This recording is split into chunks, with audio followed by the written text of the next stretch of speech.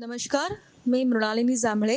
मैं बताना चाहती हूँ कि अन्नपूर्णा जी हैं, जो उन्होंने अपने फ़ेसबुक पे जो पोस्ट किया है कि उन्होंने उनके सीरियल आर्टिस्ट ने उनके साथ जो-जो कलीग्स थे, उन्होंने उन पे कैसा टॉर्चर किया, कैसे उनको तंग किया, ये मैंने पढ़ा।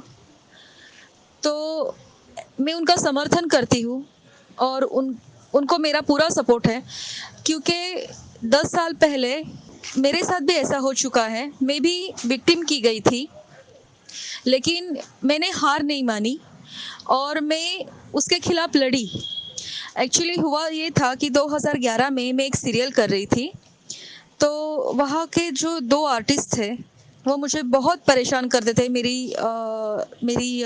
मुझे तंग करना, मुझ पर जोक्स करना, मुझको चिढ़ाना। यही नहीं, और जो डायरेक्टर था, वो मुझे इतना टॉर्चर करता था, मु मेरे मतलब इतना मेरे को विक्टिम करके रखा था। कुछ भी तुम्हारे बाल ही ऐसे हैं, ये क्या है, वो क्या है? फिर मैं जो बोलती हूँ, ये ऐसा ही क्यों बोला, तुम ऐसी ही चलती हो, ऐसा कुछ भी करके परेशान करके रखा था। और वो जो आर्टिस्ट थी और जो एक्टर थे, वो ऐसा चिढ़ाना वगैरह कुछ भी चलता रहता था। मैं तो चिढ़ाते थे तब तक मैं इग्नोर करती थी, लेकिन बाद में जो लेडी आर्टिस्ट थी, उसने मुझे मारने तक शुरू कर दिया। ऐसा मारती थी मुझे, और फिर मैं बोलती थी क्यों मारा मुझे, तो बोलते थे कि नहीं, यहाँ पर मच्छर बैठा था, वहाँ पर मक्खी बैठी थी। तब मुझे बहुत गुस्सा आ गया, क्योंकि मैं एक हद तक तो ठीक है, लेकिन मैं किसी का मार खाना नहीं सह सकती हूँ। तब मैंने भी उसको एक मारा और बोला कि तुम्हारे इधर भी मच्छर था, तो इसलिए मैंने मारा। और वो जो दूसरा आर्टिस्ट था, तो वो तो खुद को बहुत ही बड़ा ग्रेट आर्टिस्ट समझता था खुद को। फिर अगर मेरे साथ उसके जो सीन रहते थे, और जब मेरा क्लोज आता था, तो वो सामने अलग अलग चेहरे बनाता था। जब मेरा क्लोज है, अलग अलग चेहरे बना देता था, ऐसे आड़े टेढ़े चेहरे बनाता था, कुछ भी मेरे ऊपर कमेंट्स करता था। फिर भी मैं इग्नोर कर देती थी। ये तो हो गया साइड में, लेकिन फिर उनका ट्रैक चेंज हो गया, फिर वो चले गए, क्योंकि वो कंटिन्यू उनका ट्रैक मेरे साथ नहीं था। और फिर उसके बाद में जो डायरेक्टर था, उसने तो मुझे पूरा परेशान करके रखा था। पता नहीं, वो पहले तो असिस्टेंट था, फिर असिस्टेंट के बाद वो नया नया डायरेक्टर बन चुका था। इसलिए उसको सब जगह दिखाना था कि मैं अब डायरेक्टर हूँ, और मेरा तुम लोग सब सुनना है। तो वो दिखाता है ना कि मेरे आगे अभी कुछ नहीं है, तो किसको पकड़ूं मैं? तो मुझे पकड़ा था उसने, कि इसको ऐसा तंग करेंगे तो फिर मेरे ऊपर बंदूक रख के सब में ये करता था वो। फिर वो कुछ भी मेरे ऊपर चिल्ला, छोटे से छोटे को, उसको कुछ यही नहीं चाहिए था, बहुत चिल्लाता था। तुम्हारा ऐसा ही है, तुम्हारा इंग्लिश वर्ड ही नहीं है। शूटिंग पे और 2 लेडीज थी जो मेरी फ्रेंड थी, बहुत अच्छी फ्रेंड थी, वो मुझे बोलती थी कि तुम बोलो बोलो। और ये डायरेक्टर की वजह से मेरा कॉन्फिडेंस भी लो होता जा रहा था। तब मेरे जो 2 आर्टिस्ट थे, जो मेरे बहुत क्लोज थी, वो मुझको सपोर्ट करती थी। वो बोलते थे कि ऐसा मत करो, तुम बोलो उसको, और तुम अपना ये नर्वस मत होना। फिर भी मैं नहीं बोलती थी, क्योंकि मेरा स्वभाव तब ऐसा नहीं था कि मैं किसी को बोलूं या कुछ करूं। मैं तब नहीं थी, मैं ऐसा नहीं बोल सकती थी। तब इसने मेरे को टॉर्चर करना तो जारी रखा था। ऐसे ही उसने सब सीनियर आर्टिस्ट का पैकअप कर दिया, और सेट पे कोई भी लेडीज नहीं था। मैं सिर्फ अकेली एक लड़की थी, और मेरे साथ और 2 जेंट्स थे, लड़के ही थे वो, जो सीन में थे वो। और बाकी सबका पैकअप कर दिया, और उसके बाद मास्टर हो गया था, और मेरा क्लोज लगा था।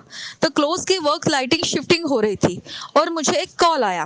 और ऐसा भी नहीं कि मैंने सीन में वो फोन उठाया कि रुको बाबा, मेरा मेरा फोन आया, मुझे बात करने दो। ऐसा तो मैं कभी नहीं करती थी। तो लाइटिंग शिफ्टिंग हो रही थी, 5 मिनट बाकी थे सब ये हो जाने के लिए। तो मैंने वो फोन ले लिया, जो मुझे फोन आया था।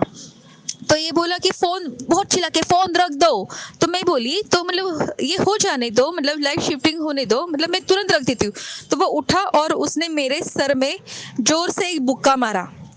जोर से मेरे को इतना लगा, मेरा फोन भी नीचे गिर गया, उसके आगे से बैटरी बैटरी बाहर गिर गई, मेरे को जोर सा लगा। फिर मैं उठ के उसको मारने गई, तो उसने मुझे गालियां दी, गंदी गंदी गालियां सेट पे।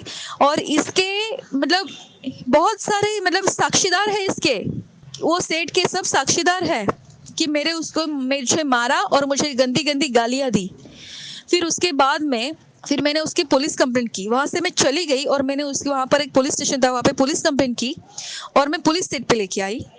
और फिर क्योंकि मैं बहुत सहन कर चुकी थी और ये तो अभी भी सर से ऊपर गया। मतलब कोई आदमी किसी लड़की को मार कैसे सकता है, ऐसा कोई नहीं कर सकता, किसी को हक नहीं है ऐसा मारने का। तो मेरे तो सर से पानी चला गया। तो फिर मैं पुलिस स्टेशन गई, पुलिस को सेट पे लेके आई, उसकी कंप्लेंट की और मैंने मेरे भाई को और मेरी माँ को भी फ़ोन कर दिया था कि तुम लोग पुलिस स्टेशन आ जाओ।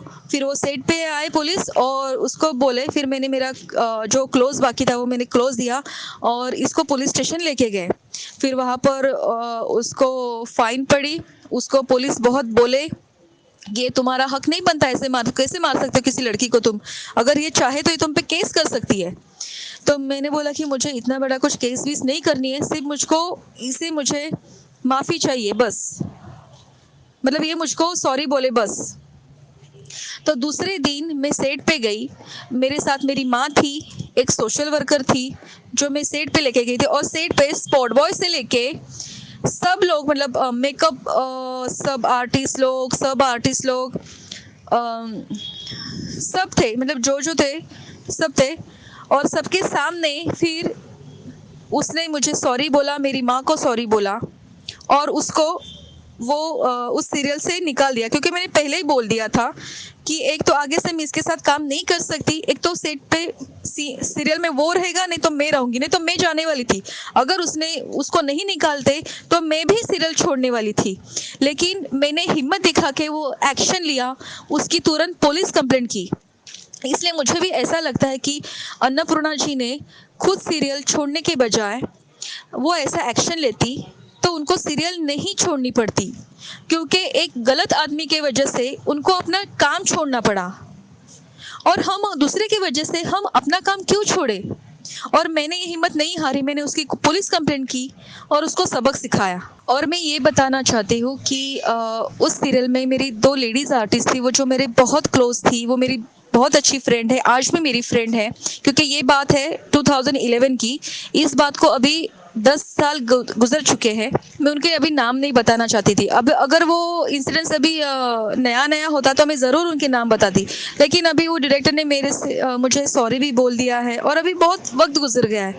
लेकिन मैं बस इतना चाहती हूँ कि आइंदा से कोई ऐसे किसी के साथ ना करे। क्योंकि कुछ कुछ आर्टिस्ट ऐसे होते हैं, वो कहीं बाहर से आते हैं, बहुत दूर से आकर यहाँ मुंबई में रह जाते हैं, बहुत स्ट्रगल करके आते हैं। और कई लोग तो बहुत कठिनाइयों से गुजर चुके रहते हैं, किस हालत में वो काम करते हैं वो किसी को पता नहीं होता। अगर ये सब होने के बावजूद अगर सेट पर उनको कोई तंग करे, उनको परेशान करे, तो उनको कैसा महसूस होगा, उनका पूरा कॉन्फिडेंस लेवल चला जाएगा। हिंदी इंडस्ट्री में, एड इंडस्ट्री में बड़े बड़े एड गुरुज प्रहलाद कक्कर जी, क्यूडी के दादू जी, जब भी मेरा ऑडिशन जाता है वो मुझे सिलेक्ट करते हैं। कभी किसी ने मुझ पर उंगली नहीं उठाई। और ये लोग बोलते मुझे एक्टिंग नहीं